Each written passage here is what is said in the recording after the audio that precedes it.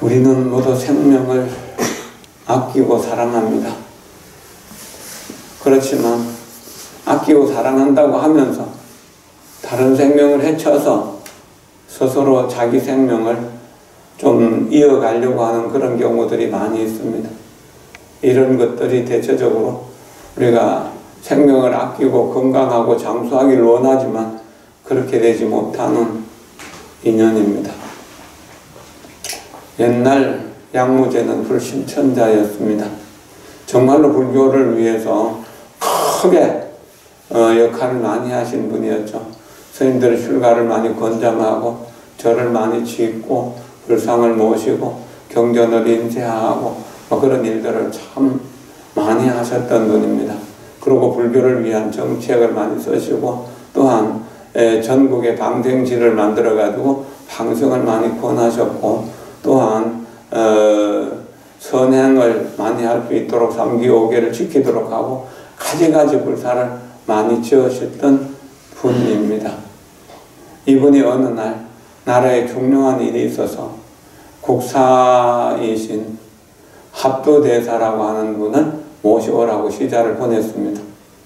시자가 가서 합두대사를 모셔왔는데 그 모셔올 때 그때 잠시 이제 시간 이게 한나절 좀 기다려야 되니까 그 사이에 아주 이제 그 바둑 잘 두는 신하와 마주 앉아가지고 바둑을 두고 있었어요. 바둑을 두다가 이제 그 바둑 이렇게 이제 그 바둑판에서 상대편을 이제 죽인다는 의미로 죽여라 하면서 바둑을 두었어요. 근데 그때 이제 합두대사를 모시고 왔었거든요. 그래서 합두대사를 모시고 왔습니다. 근데 그 말은 귀에 안 들리고 그냥 바둑판에 푹 빠져가지고 죽여라 하면서 바둑판을 놨는데 합두대사를 죽이라고 한 줄 알고 사자가 데려가서 스님을 목을 잘라서 죽여버렸어요. 그러고 나서 이제 바둑을 다 두고 나서 시자에게 합두대사 모시고 왔느냐 그러니까 모시고 왔다고 하니까 죽여라 그래가지고 죽였습니다. 그래서 너무나 후회스러워갖고 피눈물을 흘리면서 참회를 했다고 합니다. 합두대사가 돌아가실 때 무슨 한 날이 없느냐 그러니까 이런 말씀을 하셨습니다.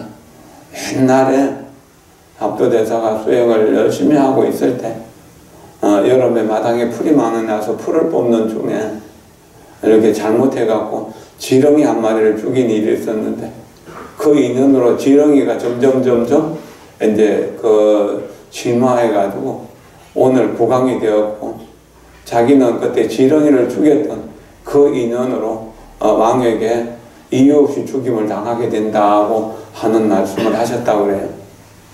이렇게 그냥 꼭 죽이려고 하는 의도가 없이 죽였다고 해도 그 과보는 반드시 받는다는 겁니다.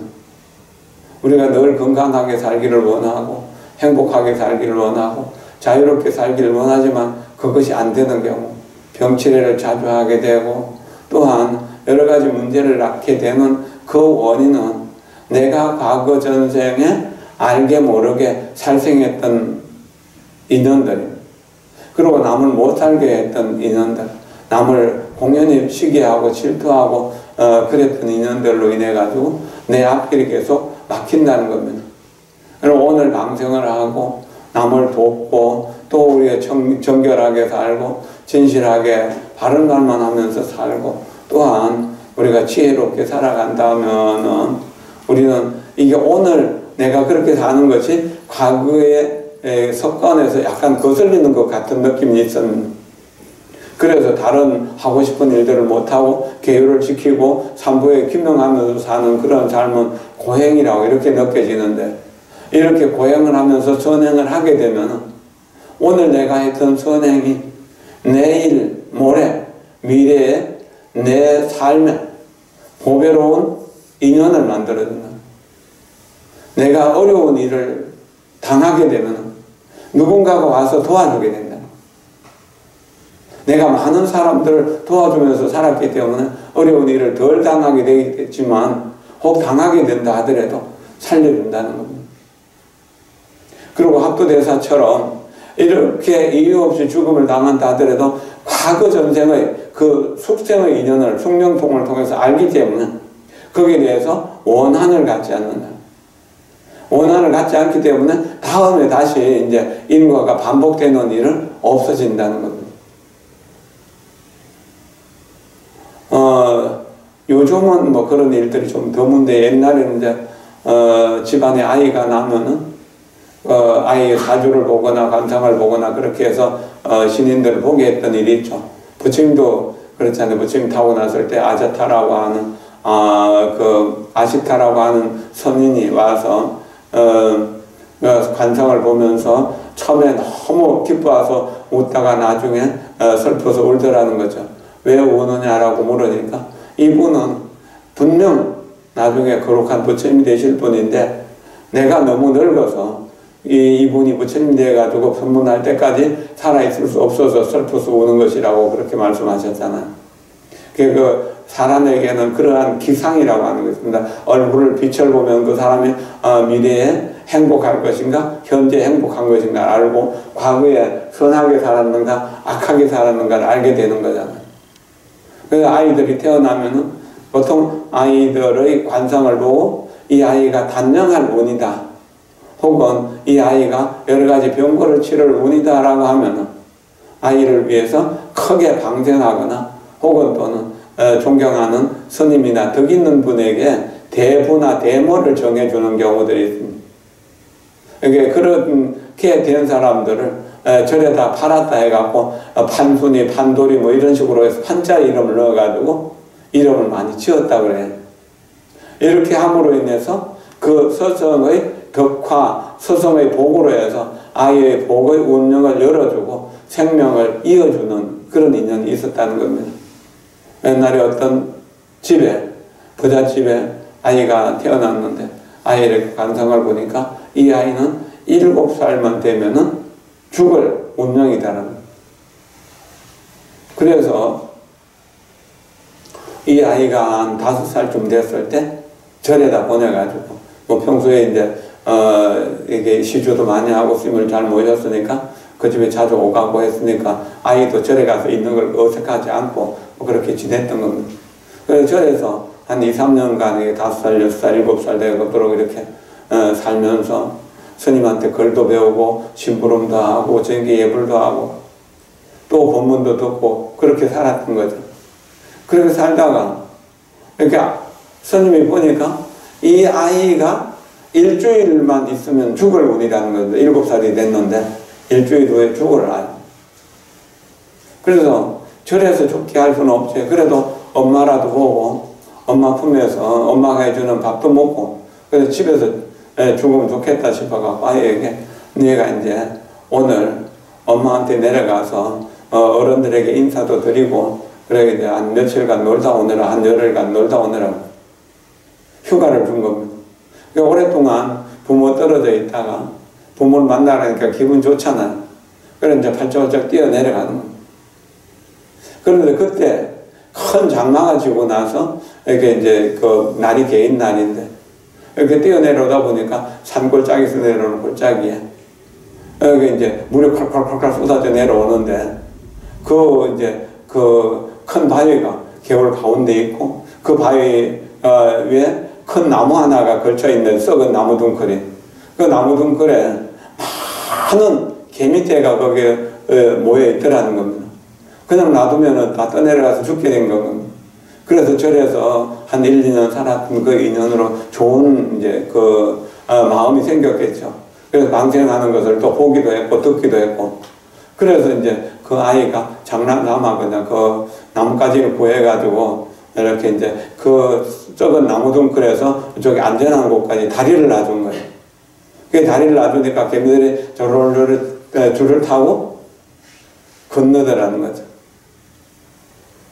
그걸 한참 보다가 이제 집에 내려가니까 어머니가 반갑다고 그러고 아버지 반갑다고 그러고 그래가지고 이제 집안 식구들이 대접을 받으면서 맛있는 것들을 많이 얻어먹고 그러고 나서 일주일, 열흘 지나고 난 뒤에 스님에게 다시 돌아온 거예요. 다시 돌아왔을 때 보니까 그 단명의 기운이 싹 없어지고 장수의 음령으로 바뀌었더라는 거예요.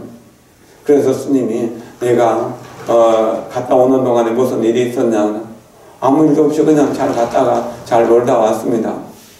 그럼 잘 생각해봐라. 뭐 특이하게 기억나는 것이 있느냐. 그렇게 이제 생각하다가 아이는 무심하게 이제 생명을 살려줬는데 자꾸 기억하려 하니까 내려가다가 그 개미들을 살려준 이야기를 해준 겁니다. 그래서 수만 마리의 개미를 살려준 인연으로 네 생명을 80 넘을 때까지 이렇게 이었다라고 그렇게 스님 말씀해 주셨다고 그래요. 그리고 그 뒤로 공부를 잘해가지고 그 아이는 크게 출세하고 나라를 위해서 큰 일을 하고 가문을 빛내는 사람이 되었다라고 하는 겁니다. 그리고 부산 이쪽 지역에서는 뭐 더러더러 유행하는 이야기인데 어떤 이제 큰 배사업을 하시는 분이 이제 그 배를 타고 나가가지고 이제 그 바다에 지나가다가 큰 태풍을 만나가지고 난파선이 돼버립니다.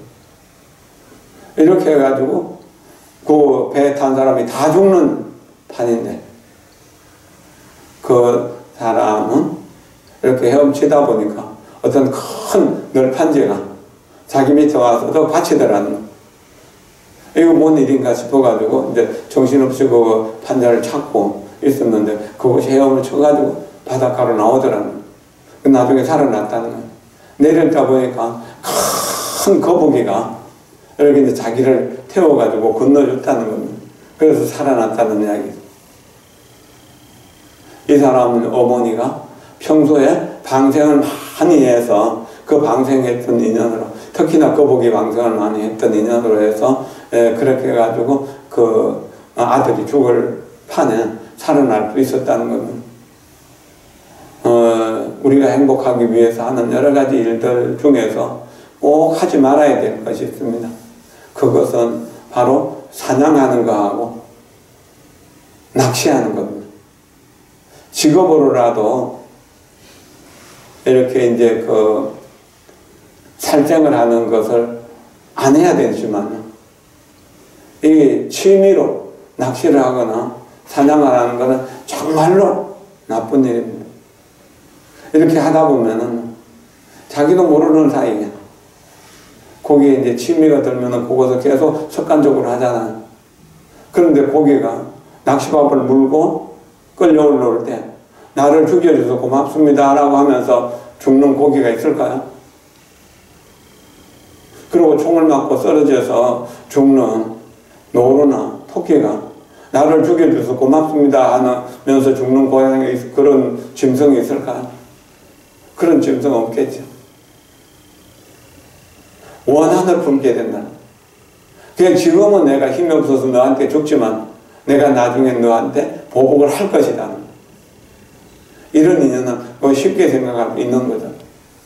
어느 날 나를 괴롭히는 사람이 있으면은 내가 그 사람을 안갚음을 해야지 하는, 그건 가정에서도 사랑하는 사람들 사이에서도 있는 일이잖아요. 그러니까 내 마음속에 미움이라고 하는 것을 키우지 않는 거예요. 욕심을 키우지 않으면 미움도 없어지고 미움을 키우지 않으면 분노도 없어지는 겁니다. 그런 모두를 어떤 경우에라도 살리겠다고 하는 마음으로 살게 되면 내 삶이 활기차게 됩니다. 그리고 모든 일들이 순조롭게 풀리게 됩니다. 건강하고 장수하고 복 있게 모든 일들을 순조롭게 풀어갈 수 있는 겁니다. 욕심을 줄여나가고 생명을 존귀하게 생각해서 살리는 일들을 늘 하는 것, 이것이 불법 수행입니다. 그래서 옛날부터 이제 그 지혜로운 분들은 방생업을 늘 실천했다고 합니다. 뭐 요즘은 이렇게 이제 그 시장에 가서 이렇게 물고기 뭐 사오고 그런 건 없지만 옛날에는 시장에 가다가 그 물고기 이렇게 사서 이렇게 파는 걸 보면 이게 몽땅 한 달에 몽땅 다 사가지고 방생을 해주고 그런 일도 있고, 또 어떤 분들은 이게 이제 바닷가에서 고기 잡아오는 배 하나 그대로를 다 사가지고 바다 가운데로 가서 다시 풀어주고 그런 사례들도 있는데, 그런 인연으로 해서 모두 다 이제 비교적 건강하고 집안을 부흥시킬 수 있는 인연이 됩니다.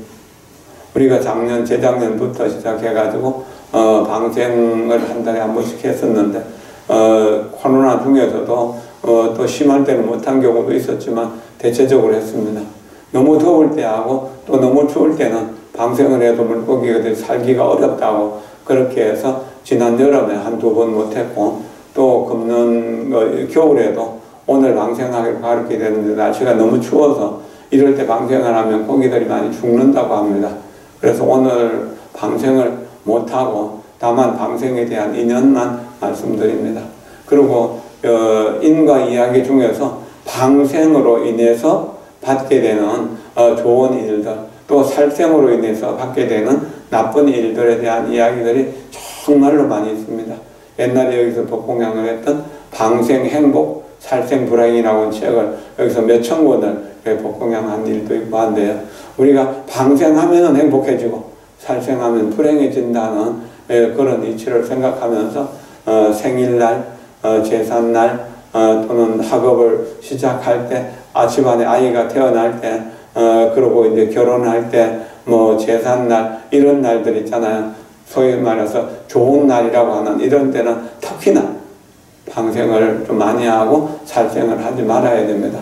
모든 생명이 다 생명을 살기를 좋아하고 죽기를 싫어하잖아요. 그리고 어떤 경우에라도 살생을 절제하도록 해야 됩니다.